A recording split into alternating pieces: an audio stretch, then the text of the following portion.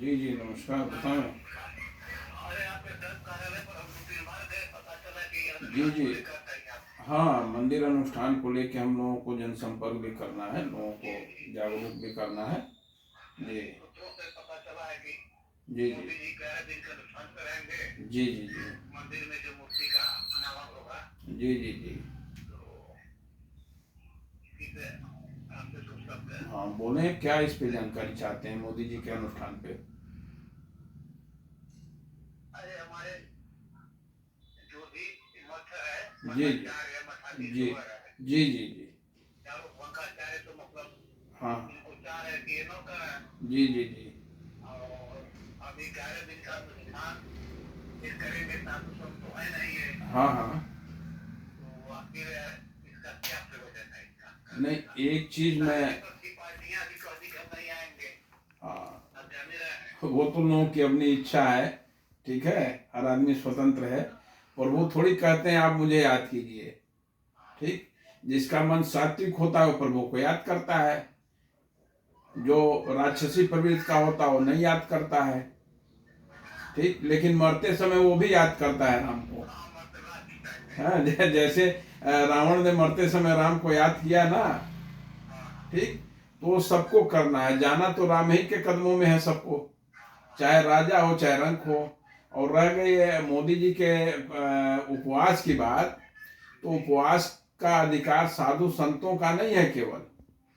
ये तो जिसकी निष्ठा प्रभु के चरणों में है वो उपवास कर सकता है। और ये जो उपवास का ये कार्यक्रम है मोदी जी का 11 दिन का जो प्रारंभ हो चुका है। ठीक है। ये नासिक में राम काला या क्या करके कोई मंदिर है जहाँ पंचवटी है। ठीक है। जी। वो भगवान राम से जुड़ा हुआ है। स्थान नासिक में है। तो वहाँ से इसकी शुरुआत हो रही है। ठीक है। और अक्षत भी आएगा मेरे ख्याल से। 15-16 में अक्षत भी आ जाएगा यहाँ अनुष्ठान वाला। ठीक है। तो ये उपवास 45 तरह का यम नियम होता है इसमें। क्योंकि मैं करपात्री जी का वंशज हूँ इसलिए थोड़ी बहुत जानकारी रखता हूँ। इसमें 45 तरह का यम नियम होता है।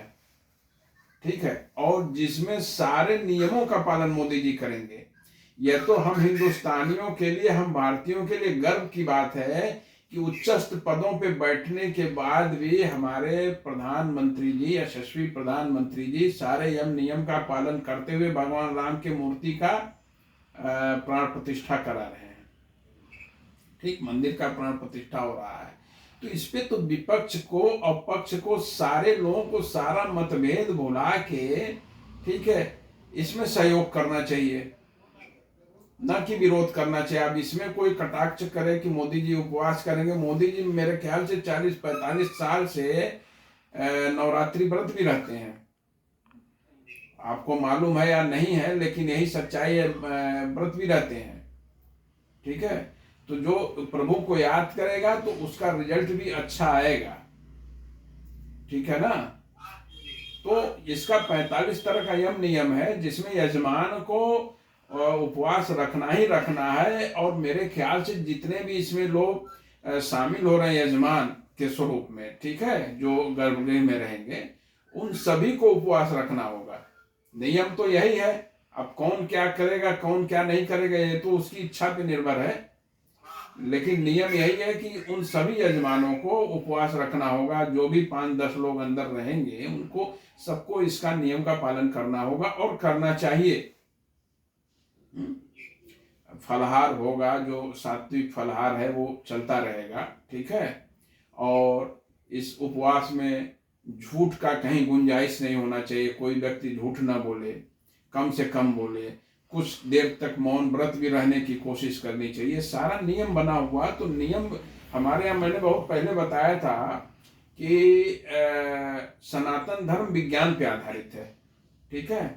तो ये मौन व्रत भी एक तरह का साइंस है, एक तरह का साइंस है। जितनी देर आप मौन व्रत रहते हैं उतनी देर आपकी ऊर्जा जो है इकट्ठा होती है, एकत्रित होती है, और उससे एज भी बढ़ता है, उससे एज भी बढ़ता है। कई चीजें उससे बॉडी को लाभ मिलती हैं। तो धर्म जो है हमारा विज्ञान पे आधारित है ना। हर चीज के पीछे साइंस है, उपवास के पीछे भी साइंस है।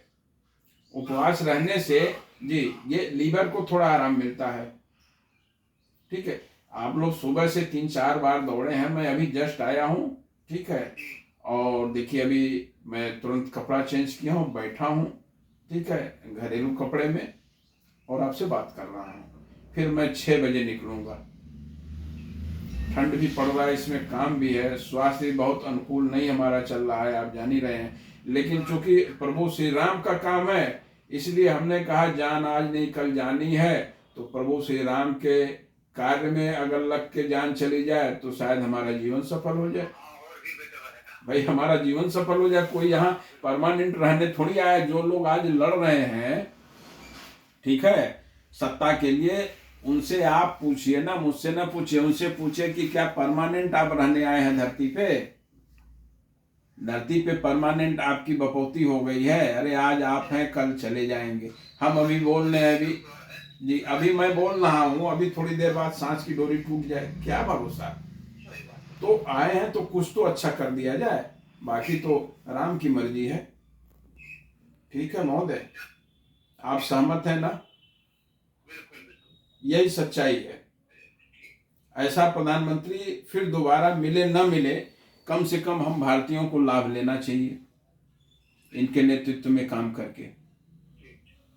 धन्यवाद, बहुत बहुत धन्यवाद।